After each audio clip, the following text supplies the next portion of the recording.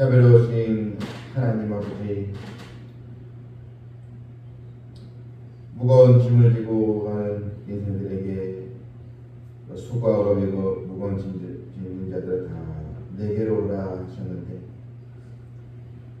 우리는 오늘 하나님의 그 은혜를 우리가 또 기억하면서 나의 또 모든 또 기도해야 할 문제를 또 주님께 또 맡기고 진정한 또 자유와 또 평안을 누리기 위해서 또 왔사오니, 아버지 백성들에게 하늘의 축복을 또 주시사 염려와 또 걱정이 아니요 감사와 또 기쁨과 찬송과 오직 하나님께 영광 돌리는 그런 또 믿음으로 저희들을 인도해 주시길 간절히 원하옵나이다.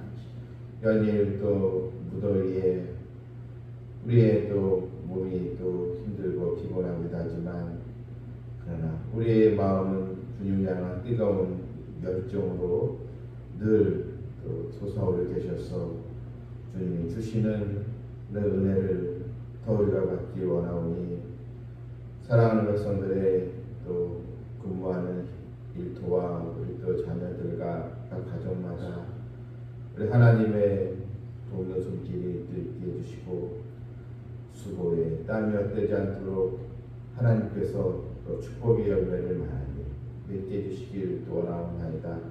오늘 주시는 그 말씀을 통하여 오직 주의 말씀에 또 이 뜻을 또 깨달으면서 하나님께 모든 걸 또 맡김에 영광 돌리는 성도들 되게 하여 주시옵소서.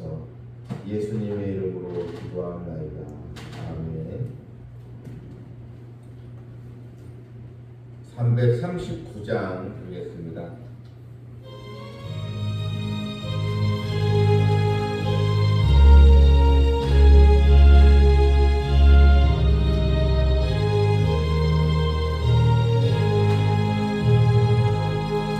내 주님 주신 십자가 우리는 안지라.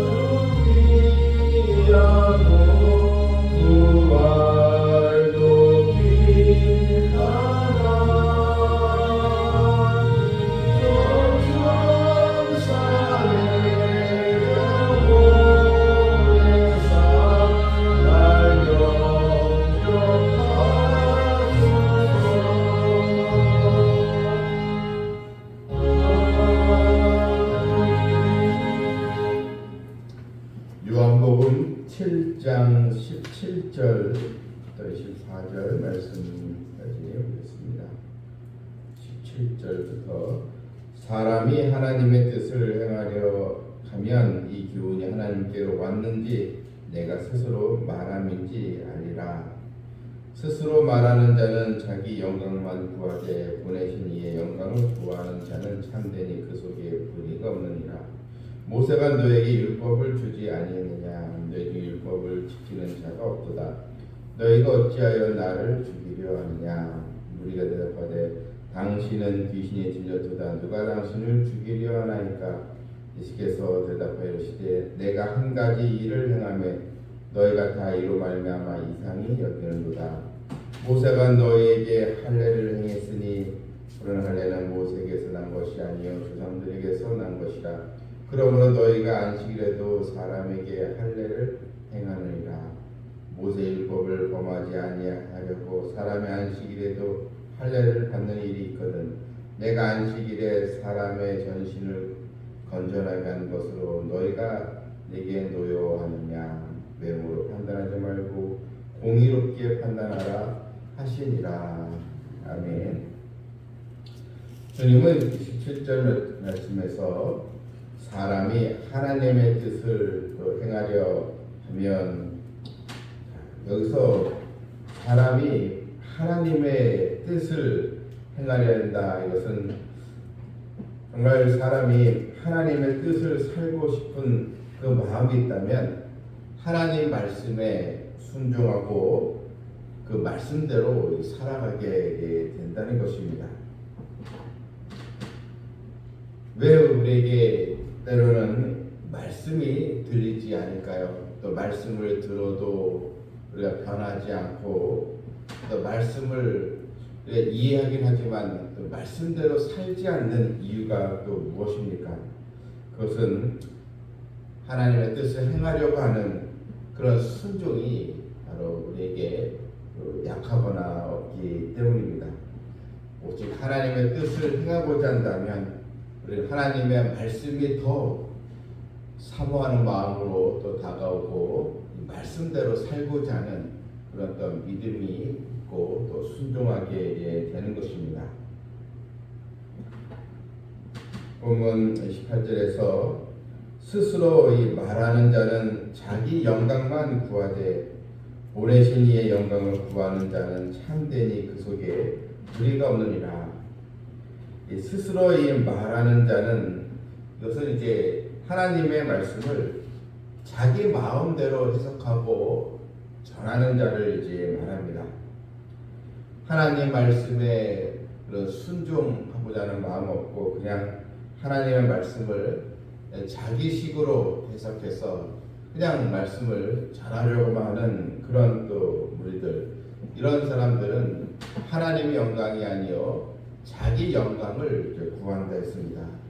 자기 영광을 구한다는 것은 자기의 그런 욕심대로 하나님의 뜻과는 무관하게 자기가 좋고 또 자기가 또 좋아하는 일만 또 추구하는, 그래서 오히려 하나님의 말씀 율법을 이용해서 자기에게 이익이 되도록 하는 그런 이 또 탐욕을 또 말하고 있습니다. 예수님께서 모세가 너희에게 율법을 주지 아니했느냐? 너희들 율법을 지키는 자가 없도다.